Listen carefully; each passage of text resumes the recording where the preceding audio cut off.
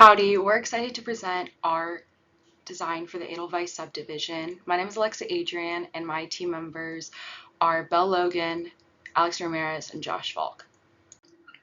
So here's an overview of all of the topics we'll be covering in our presentation. We'll be starting with a project overview and then breaking down each component of our design until we end with our culvert structure. So first, we'll kind of give a brief overview of our project and our objective. As you can see on the left, our project is the Edelweiss subdivision located in College Station.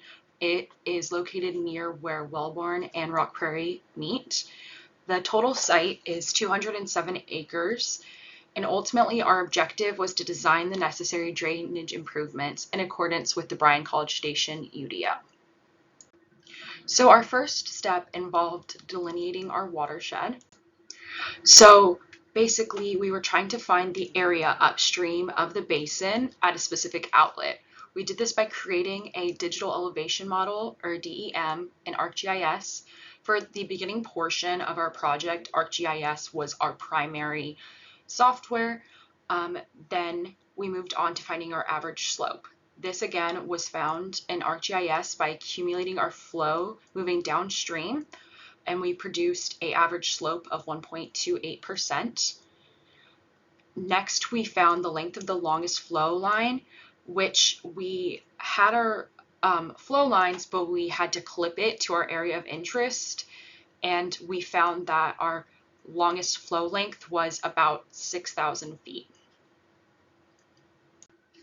So the next big thing was finding our curve number, because this is an essential part of calculating our pre-development flows later on. To do this, we looked at the pre-development conditions from Google Earth, as we saw earlier in the presentation, and we determined that the land type was pasture. Then we used different references such as the USDA soil map and the NRCS soil classification to determine that it was Boonville soil in type D, ultimately producing a curve number of 84 within the BCS UDO. Taking this curve number, we moved on to determining the lag time using, again, an RCS equation. As you can see here, we found that our lag time was about an hour, 0.992 hours, or 59.52 minutes. The next part of our project involved finding the time of concentration. We did this by first determining our pre-development peak flow using the rational method as seen on the right hand. This involved us estimating our runoff coefficient from Google Earth based on the fact that, again, it was a pasture with a flat slope. We found that it was about 0.35. We also had to calculate our intensity values for a 2, 10, and 100-year storm event. Using those two values, as well as our previously mentioned area of 207 acres, we found that our peak flow for a 2-year period was about 113 cubic feet per second, as well as a 170 for a 10-year and a 236 for an 100-year storm event. Once pre-development peak flows were able to be calculated, our team began to consider our development plan. We began by first using ArcGIS to subdivide our entire site area into a total of 103 smaller drainage areas, and in each of those drainage areas we placed 1 to 2 inlets. At this point, we calculated sheet flow and gutter flow links along our roads as well as across our drainage areas. The initial sheet flow links were used to calculate a sheet flow time, which was used as our initial time of concentration, which will be later refined in the next slide. Gutter flow links were also taken to help us later calculate gutter flow velocity. When considering the geometry for our gutter design, which would be responsible for conveying the water from sheet flow across our drainage area, as well as the gutter flow around our street areas, we followed the Bryan College Station Unified Development Ordinance in order to stay within the required 1/2 foot depth along the gutter as well as making sure to keep our velocities below 10 feet per second. At this point, our gutter flow links were able to be used to calculate velocities along the gutter in order to find our gutter time, which was added to our sheet flow time in order to refine our initial time of concentration calculation. All gutter flow dimensions were calculated here using the 10-year College Station intensity values to calculate all dimensions. So as we continue looking into the drain inlets, we wanted to actually minimize the size of each one of these. So we went for an equivalent slope approach where pretty much we just added in an extra slope that goes down into the gutter. We actually went out to the field and determined that the best slope that is both economical and feasible to do is a 35-degree slope. So as you can see here, we have an equation where we have LT, where SE here is going to be our equivalent slope. We use trigonometry and geometry to pretty much determine S prime W, S naught, or W naught, RW, and pretty much we basically reduced most of our drain inlets from 12 feet to maybe about 4 feet, and which we probably have like about maybe one or two who are actually a little bit more bigger than that. But other than that, using the equivalent slope method for our drainage inlets really did reduce a lot of the sizes, and it seems that it's going to be the most economical here for our design.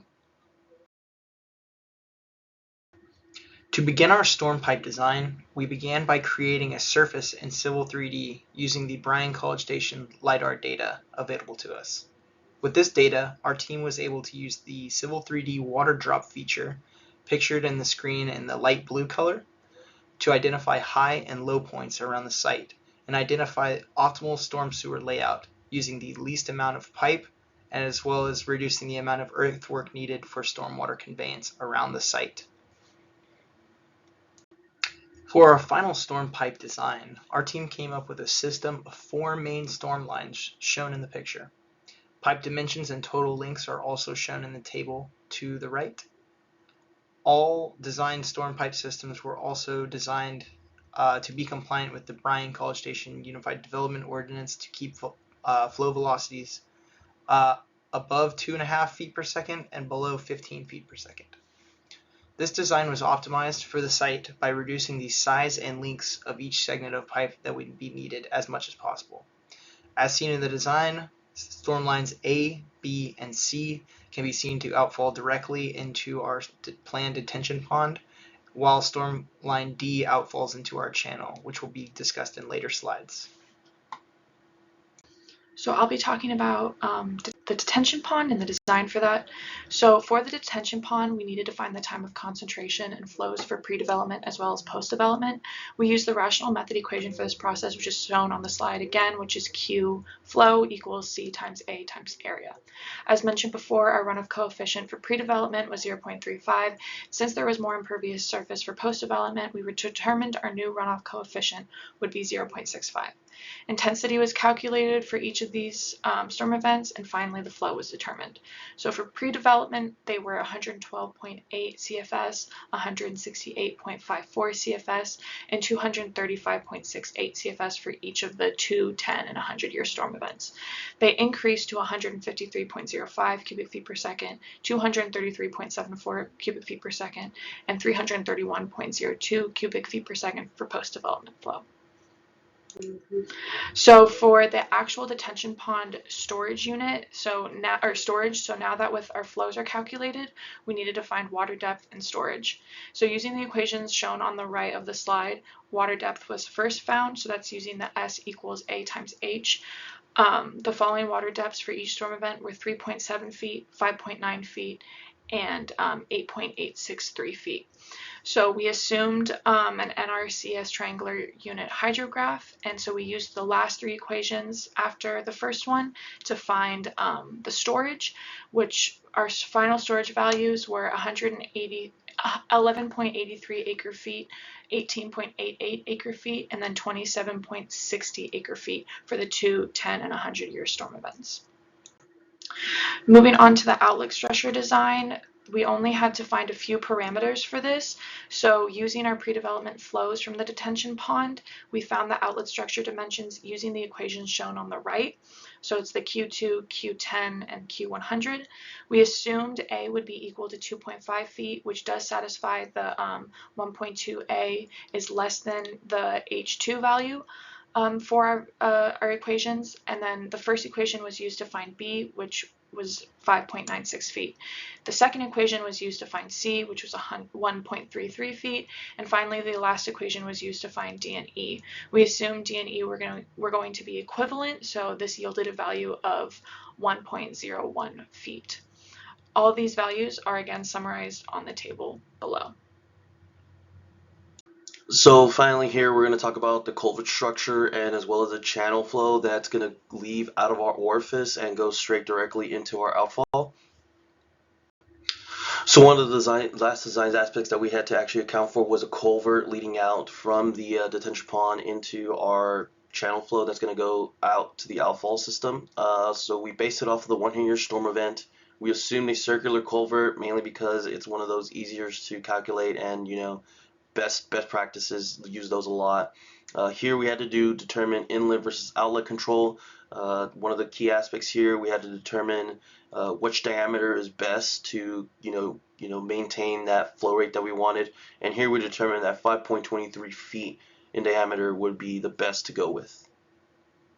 So here we wanted to determine the flow coming out of the actual culvert, and here we can see that outlet control dominates, in which our flow was left to be 258 CFS.